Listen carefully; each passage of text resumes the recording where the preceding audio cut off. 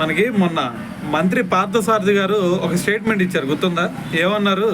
YCP ప్రభుత్వంలో కొంతమంది అనర్హులైన వ్యక్తులు కూడా పింఛన్లు తీసుకోవడం జరిగింది. సో ఇప్పుడు వాళ్ళందరం కూడా గుర్తించేసి వాళ్ళ పింఛన్లన్నీ కూడా రద్దు చేసేస్తామని చెప్పేసి ఆయన ఒక స్టేట్మెంట్ ఇవ్వడం జరిగింది కదా. సో ఇప్పుడు దీని గురించే మరి మాజీ మంత్రి అయిన బొత్స సత్యనారాయణ గారు అయితే రియాక్ట్ అవ్వడం జరిగింది.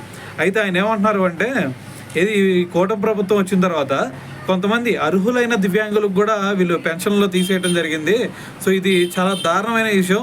మరి కూటమి ప్రభుత్వానికి కొంచెం అయినా సరే మానవత్వం ఉందా అని చెప్పేసి ఆయన అయితే మాట్లాడటం జరిగింది. అయితే ఇంకో విషయం ఆయన అంటుంది ఏంటంటే, మరి అతి త్వరలోనే ఎవరైతే అర్హులైన దివ్యాంగులు ఉన్నారో సో వాళ్ళందరూ కూడా మరి ఇప్పుడు నిరసన చేస్తూ ఉన్నారు.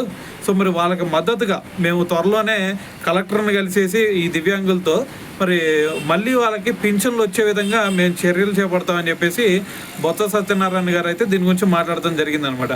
సో మరి ఓవరాల్గా విన్నారు కదా.